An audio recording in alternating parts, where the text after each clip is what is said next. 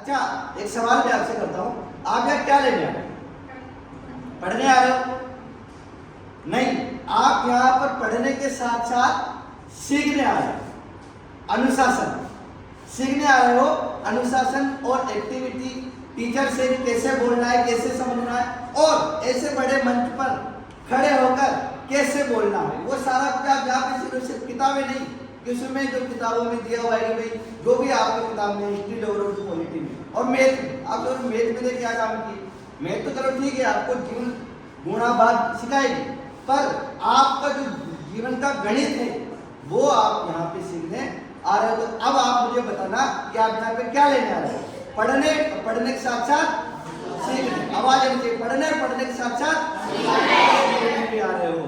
गुरुजनों से सीखना है कि भैया अनुशासन। अब आप लोग अनुशासन अनुशासन करते रहते, अनुशासन का अर्थ क्या है? क्या काम आएगा मेरे अनुशासन?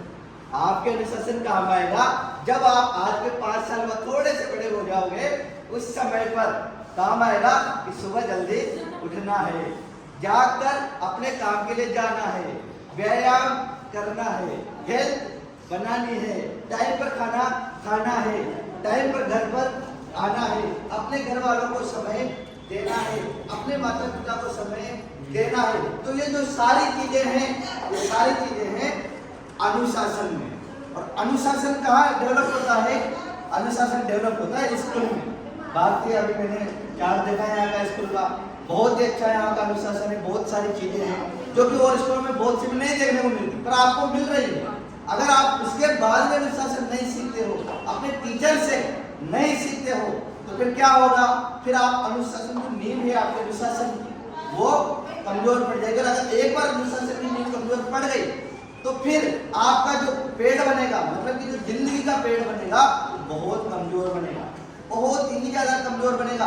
फिर क्या है, ना तो आपका पढ़ाई में मन लगेगा, फिर आपको ध्यान भटकेगा इधर उधर यहाँ वहाँ। फिर सर कोई माता पिता कहेंगे बेटा कंपटीशन की तैयारी कर ले, क्यों?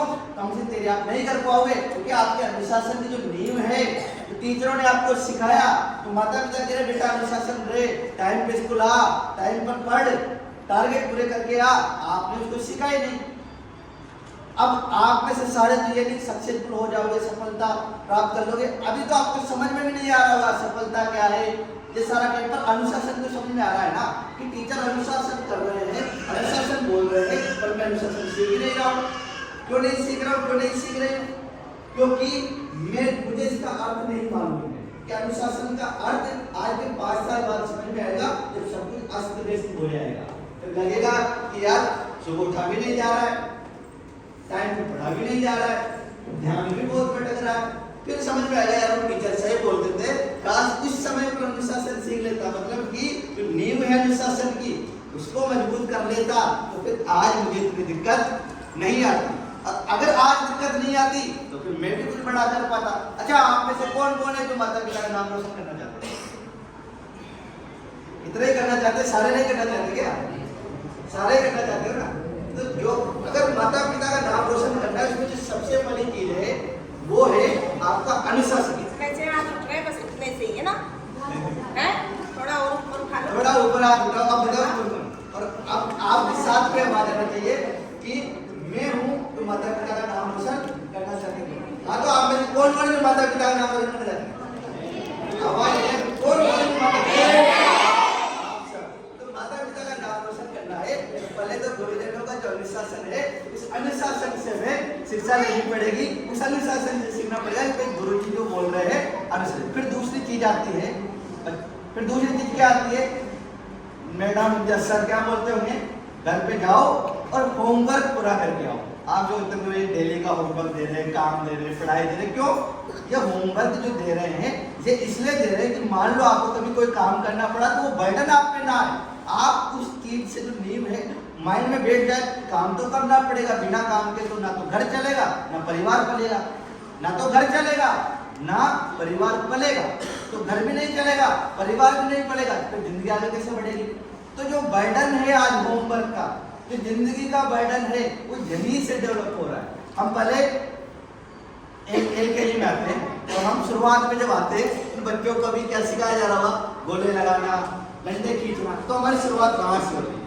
उसके बाद फिर अंधाराम ABCD सिखाया जाता है, फिर थोड़ा सा और बड़े होते हैं तो फिर आप जो स्पेलिंग्स होती है वो आती है। उसके बाद फिर कबूतर जो भी होता है वो धीरे धीरे करके पहली दूसरी तीसरी चौथी। ये तो है नहीं कि शुरुआत में ही आपको स्पेलिंग सिखा दी या किताब पढ़ना सिखा दिया, नहीं, धीरे धीरे करके आगे बढ़ाया जाता है। जैसे ही आपको भी 8th है, 9th है, 10th है, उसके बाद जब 11th आएगी और बड़ा, 12th और बड़ा लक्ष्य है, फिर उसके बाद आप ग्रेजुएशन में जाओगे फिर और बड़ा लक्ष्य, फिर कंपटीशन का दलदल, इसमें लाखों स्टूडेंट दौड़ रहे। आज मैं तो पूरे इंडिया से जुड़ा हुआ हूँ, बहुत सारे स्टूडेंट मेरे से तो आज भी में पढ़ते 7वीं पढ़ते हैं और फोन करते हैं, हेलो सर मुझे IAS की तैयारी करनी है। आप में से IAS के बारे में कोई जानता है? बड़े बच्चे जो हैं IAS के बारे में जानते हो आप? क्या होता है IAS?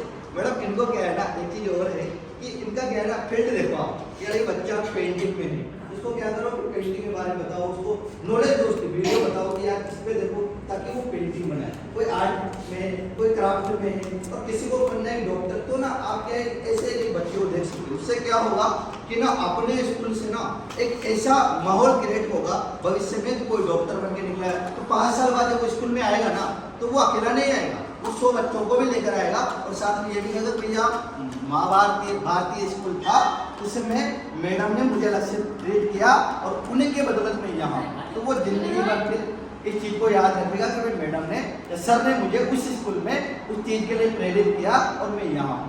तो IAS होता है कलेक्टर, जो जिले का कलेक्टर होता है, जो जिले को संभालता है।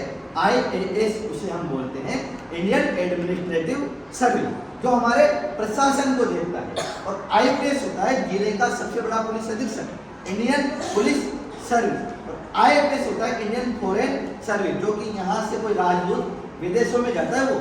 तो आपको जिसका भी जो फील्ड है कि भैया मुझे तो किसी ने सोच लिया कि मुझे तो बड़ा होकर कलेक्टर बनना है, अब सोचोगे कि यार हम क्यों, अभी तो 12th के बाद, लेकिन 12th के बाद वाला जमाना बचा ही नहीं। इस समय बचा है 5वीं 6वीं में ही कोई एक लक्ष्य चुन लो और उसके लिए तभी से लग जाओ। और जितने भी आज बड़े मुकाम पर हैं, जितने भी हैं, उनमें से 99% ऐसे हैं जिन्होंने अपने लक्ष्य 3 साल, 4 साल और 5 साल की उम्र में शुरू किया।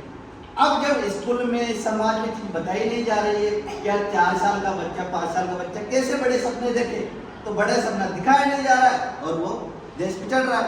आज आप जापान चले जाओ, चाइना चले जाओ, दक्षिण कोरिया चले जाओ, वहां पे क्या है, बच्चों को पहले दे देता है दूसरी तीसरी चौथी के बच्चों को कि यार ये इस क्षेत्र में है, इसको ओलंपिक में भेजना है, इसको तैराकी में भेजना है, इसको बॉक्सिंग में भेजना है, इसको चैंपियन बनाना है, इसको जो भी है वो सारा उसी टाइम पे दे देते हैं और उन बच्चों पे अलग से काम शुरू कर देते हैं। पर हमारे देश में ऐसा नहीं है।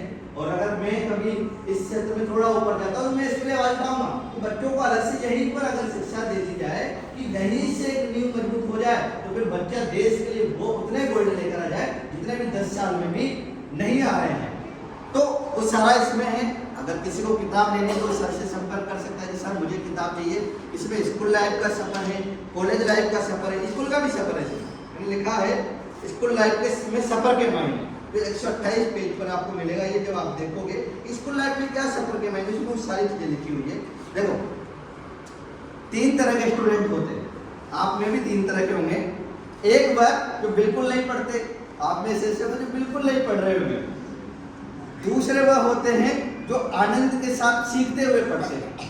और तीसरे स्टूडेंट वो होते हैं जो पढ़ाकू बच्चे होते हैं, जो बिल्कुल दिन रात पढ़े रहते हैं, बस पढ़ रहे हैं। अब आप बताओ मुझे इन तीनों तरह के स्टूडेंट में से कौन सबसे अच्छा स्टूडेंट हुआ? आप बता सकते हो? तीनों तरह के स्टूडेंट में से वो अच्छा हुआ जो बिल्कुल आनंद के साथ सीखते हुए, समाज को देखते हुए, सर के टीचर के अनुशासन को देखते हुए, उनकी बातों को समझते हुए पढ़ रहा है। ऐसा नहीं कि पढ़ाकू बच्चा है बस घर पे चले गए, बैग छोड़ दिया और पढ़ने लग गया और कह रहा है मैं तो क्लास में फर्स्ट आऊंगा। आप क्लास में सेकंड आ जाओ, आप क्लास में थर्ड आ जाओ, पर सबसे बड़ी चीज आप अनुशासन सीखो, अपने समाज से सीखो, अपना लक्ष्य, अपना एम, अपना गोल, अपना स्किल्स पर काम करो। तीसरा बच्चा तो जो गोल कर पीने की था वो पढ़ाकू नहीं बनना है, पर सीखने वाला बनना है कि मैं टीचर से, गुरुजनों से, समाज से, माता पिता की बातों से सीखूं। अच्छा, आप में से कौटिल्य पंडित का नाम किसने सुना है? कौटिल्य पंडित नहीं सुना? कौटिल्य पंडित जो गूगल बॉय हैं वो दूसरी तीसरी से ही पूरे देश में 2-3 साल के थे तभी पूरे देश में फेमस हो गए। गूगल बॉय के नाम से उनको देख जानता है क्योंकि वो जिज्ञासु थे। यहाँ में जो हमारे टीचर्स हैं और टीचर्स के साथ साथ जो हमारे पेरेंट्स हैं उनसे भी कहना चाहूँगा कि जो अपने बच्चे हैं उनको आप उनको देखोगे वो किस क्षेत्र में है, उनकी जिज्ञासा को मरने मत दो कि वो पूछ रहे हैं इसका यही काम है, पूछो तो बताओ। उनको फोन में देखोगे वो फोन में क्या चला रहे हैं। आज आप में से फोन में पता नहीं क्या क्या देख रहे होंगे और आपको पता ही नहीं चल रहा है। पेरेंट्स भी सोच रहे हैं कि ठीक है चलो चलने दो करने दो, नहीं, फोन में आपको वही देखना है जो आपको बनना है। क्या देखना है आपको? जो बनना है। आवाज क्या देखना है आपको? वो जो बनना है वो देखना है फोन में। अगर आप अभी से ही वो देखोगे फोन में जो आपको बनना है तो फिर आपका माइंड वैसे ही चलने लग जाएगा, वैसे ही काम करने लग जाएगा। वैसे ही काम करने लग गया तो फिर आप भी जैसे कौटिल्य पंडित आज उनका 13-14 साल की उम्र है और वो बहुत ऊपर पूरे देश में बहुत ज्यादा फेमस है, पूरी दुनिया में फेमस है। क्यों? क्योंकि उनकी जिज्ञासा थी और जिज्ञासा को माता पिता गुरुजनों ने शांत किया, उनके हर सवाल का जवाब दिया और आज वो उस मुकाम पर है। कौन कौन है आप में से जो कौटिल्य पंडित के बराबर उस लेवल तक पहुंचे थे? हाथ खड़ा। अभी तो आपके हाथ ही खड़े नहीं, वो जिज्ञासा कैसे डेवलप हो? कम से कम ये तो है कि एक बड़ा सपना तो डेवलप करें, उस लेवल तक पहुंचेंगे, उस मुकाम तक पहुंचेंगे। अगर वैसा हो जाता है तो फिर आप कर जाओगे, वरना फिर जिंदगी तो बहुत नॉर्मल तरीके से निकलेगी। तो अगर आपको भी उस मुकाम उस लेवल तक पहुंचना है तो अनुशासन सीखना पड़ेगा और साथ में एक बड़ा लक्ष्य आज से क्या मैं इस क्षेत्र में महारत हासिल कर सकता हूँ उसके लिए मेहनत शुरू कर देनी पड़ेगी। धन्यवाद।